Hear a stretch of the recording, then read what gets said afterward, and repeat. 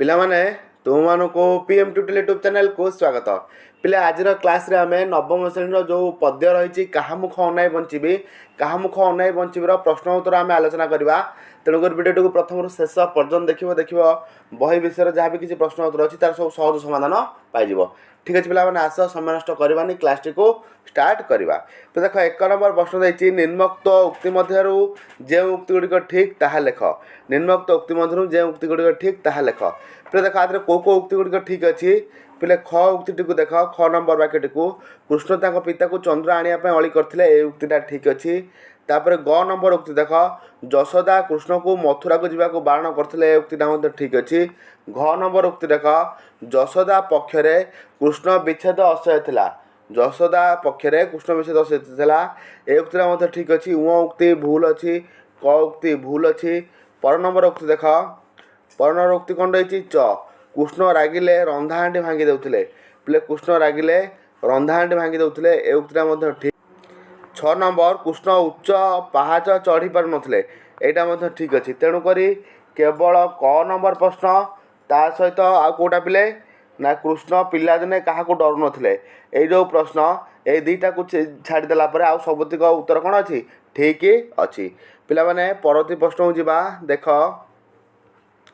ପରବର୍ତ୍ତୀ ପ୍ରଶ୍ନ ରହିଛି ଶୂନ୍ୟସ୍ଥାନ ପୂରଣ କର। ପରବର୍ତ୍ତୀ ପ୍ରଶ୍ନ କ'ଣ ରହିଛି, ଶୂନ୍ୟସ୍ଥାନ ଆମେ ପୂରଣ କରିବା। ପଠିତାଂଶରୁ ଶବ୍ଦ ବାଛି ଆମେ ଶୂନ୍ୟସ୍ଥାନ ପୂରଣ କରିବା।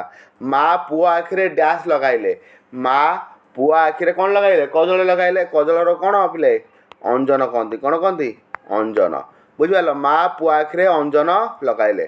ଖ নম্বର ପ୍ରଶ୍ନ, ମୋ କଥାକୁ ସେ ଡ୍ୟାସ୍ ଗ୍ରହଣ କଲା ନାହିଁ, ମୋ କଥାକୁ ସେ ତିଳେ ଗ୍ରହଣ କଲା ନାହିଁ, କ'ଣ ତିଳେ ମାତ୍ର ଗ୍ରହଣ କଲା ନାହିଁ, ତେଣୁକରି ତିଳେ ହେବ ସଠିକ୍ ଉତ୍ତର।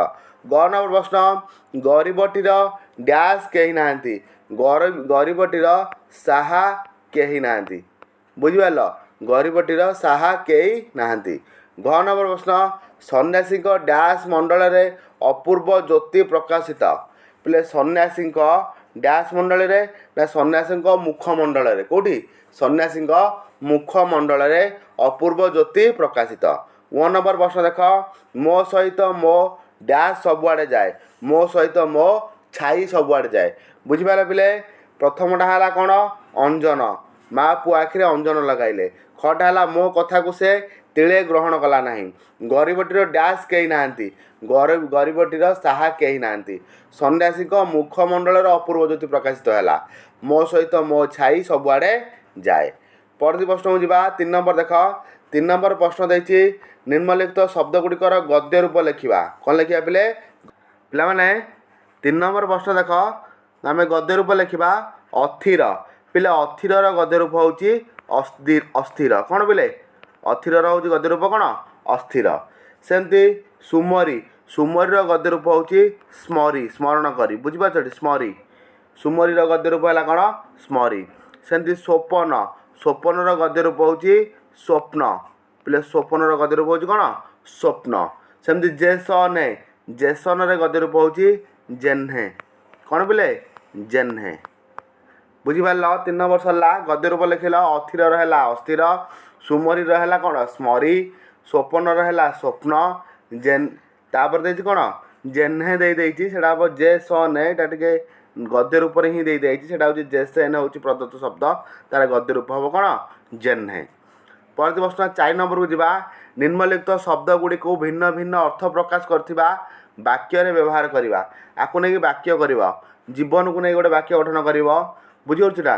ଜଳ ବିନା ଜୀବନ ବଞ୍ଚିପାରେ, ଜଳ ବିନା ମୀନ ବଞ୍ଚିପାରେ ନାହିଁ। ସେମିତି କରିବ ଚିତା, କ'ଣ ଚିତା, ବ୍ରାହ୍ମଣମାନଙ୍କ ମୁଣ୍ଡରେ ଚିତା ଶୋଭା ପାଏ, ବ୍ରାହ୍ମଣମାନଙ୍କ ମୁଣ୍ଡରେ କ'ଣ ଚିତା ଶୋଭା ପାଏ।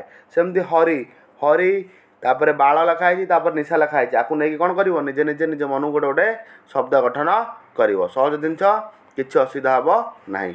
ପରବର୍ତ୍ତୀ ପ୍ରଶ୍ନ ଦେଖ ଦେଇଛି 5 নম্বର, ନିମ୍ନ ଶବ୍ଦ ଗୁଡ଼ିକର ଅର୍ଥଗତ ପ୍ରଭେଦ ଦର୍ଶାଅ। ନିମ୍ନ ଶବ୍ଦ ଗୁଡ଼ିକର ଅର୍ଥଗତ ପ୍ରଭେଦ ଦର୍ଶାଅ।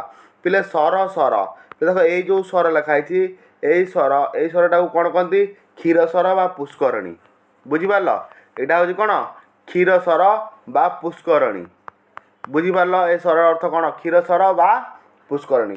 ଆଉ ଯେଉଁ ସ୍ୱର ଲେଖା ହେଇଛି ତାଲବେଶ ଲେଖା ହେଇକି ସ୍ୱର, ସେ ସ୍ୱରଟା ହେଉଛି କ'ଣ ଧନୁ ସ୍ୱର, से स्वरटा हूँ कौन धनु स्वर बुझिपार ए स्वरटा है धनु स्वर पर देख सुधा सुधा पिले गोटे सुधा हूँ अमृत गोटे सुधा हूँ अमृत ये जो सुधाटा देखुच ये सुधाटा हूँ कौन पिले अमृत ये सुधाटा को अमृत बोली कहती आउ गोटे जो सुधा लिखाई सेटा हूँ मध्य कौन आउ गोटे सुधा सेटा हूँ कौन मध्य सेटा कौन मध्य बुझिपार पिले परवर्ती देख सम सम गोटे सम जो प्रथम समटा लिखाई देखुच सम से सम अर्थ समाने कौन समाने आउ तालबे सम म लिखाई सेटा हूँ कौन सम मनर स्थिरता ए समटा हूँ कौन ना मनर स्थिरता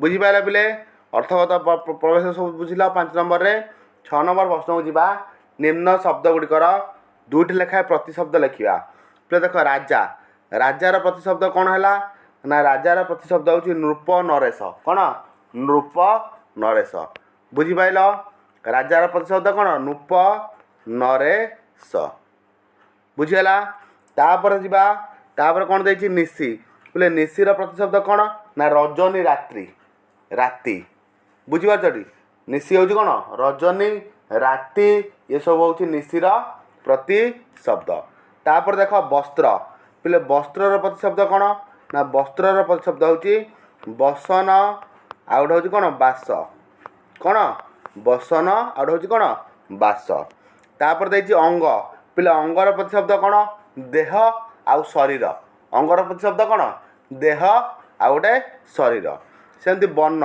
पिले वनर प्रतिशब्द कौन अरण्य आउ बण कौन पिले अरण्य आउट हूँ कौन बण ए दुटा हूँ वनर प्रतिशब्द बुझिपार 6 नंबर प्रश्न सरला परवर्ती प्रश्न 7 नंबर को जीवा निम्नलिखित शब्द गुड़िकर व्यास वाक्य सह समासर नाम लिखा व्यास वाक्य सह समासर नाम लिखा कौन लिखाई श्याम घन कौन पिले श्याम घन कौन है श्याम घन परी श्याम घन हूँ कौन श्याम घन परी श्याम घन हूँ पिले श्याम घन परी ताले समासर नाम हूँ कौन ना उपमित कर्मधारय कौन पिले उपमित कर्मधारय समास मन को आउ थे कहीदे श्याम घन हूँ कौन ना श्याम घन परी आ समास कौन ना उपमित कर्मधारय तापर देछि 10 दिग कौन देछि पिले 10 दिग कहले कौन बुझ 10 दिग हो कि त्रिफला हो एभलिया जिनस जो देता है सेटा पिले दिग्यु समास हुए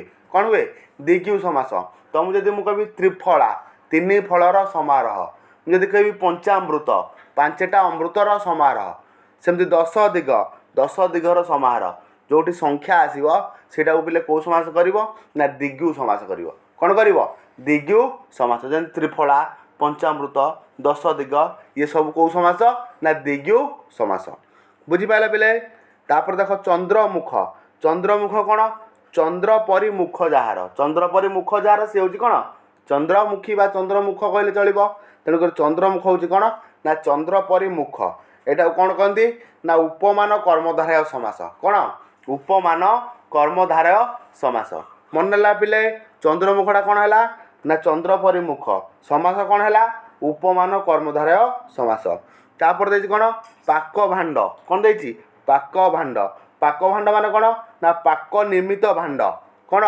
पाक निर्मित भांड एटा कौन हम ना चतुर्थ तत्पुरुष समास कौन पिले चतुर्थ तत्पुरुष समास मन है पाक भांडा कौन है चतुर्थ तत्पुरुष समास परवर्ती प्रश्न पिले 8 नंबर जीवा 8 नंबर प्रश्न देख निम्नलिखित शब्द गुड़िकर विपरीत शब्द लेख पिले शून्यर विपरीत शब्द कौन ना पूर्ण शून्यर विपरीत शब्द कौन है पिले पूर्ण से भली निद्रार विपरीत शब्द कौन हम अनिद्रा निद्रार कौन हम अनिद्रा से भली बांधिबार विपरीत शब्द कौन हम खोलिबा बा मुक्त करिबा बांधिबार विपरीत शब्द कौन खोलिबा बा मुक्त करिबा से पुणी विच्छेद पिले विच्छेदर कौन ना विच्छेदर हूँ मिलन कौन विच्छेदर विपरीत शब्द हूँ कौन मिलन से भली अंधार विपरीत शब्द आलुओ अंधार विपरीत शब्द कौन आलुओ बुझिपाइल शब्द विपरीत शब्द आउ थे कही रखुच देख शून्य है पिले पूर्ण निद्रार हूँ अनिद्रा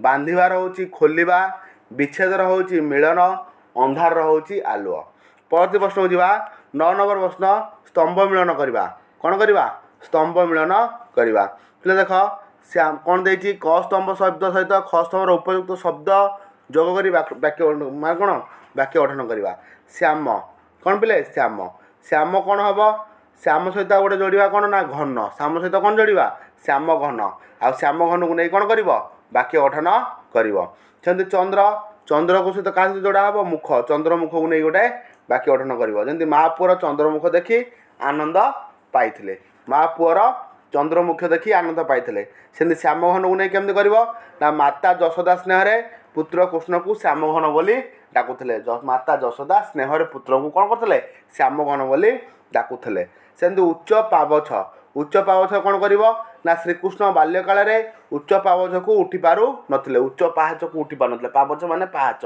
बुझिपारछ उच्च पावछ माने कौन बुझिपारछ पावछ माने कौन पाहाच कारण श्रीकृष्ण छोट बेले उच्च पावछ को उठी पारु नथिले सेमती चित्रपंथी कौन हम चित्रर कौन हम बोले चित्रपंथी चित्रपंथी कौन कर ना बिंबाधर वर्मा चित्रपंथी प्रशंसनीय से जनक ना लिखिकी कौन लिख चित्रपंथी प्रशंसनीय तापर देख भयंकर मूर्ति हठात मु गोटे भयंकर मूर्ति देखी डरीगली बुझीपार ना नहीं पिले ये भाव कर 9 नंबर प्रश्न सरीगला नेक्स्ट क्लास आम 10 नंबर ठार करवा सबुतिक प्रश्नोत्तर तुम मानक जोगेदेवी जहाँफल कि तुम मैंने प्रिपेयर हम और FLO परीक्षा पे आउ किसी असुविधा हे ना ठीक अच्छे पे रोचे आगे क्लास भेट हाँ से समस्त विदाय।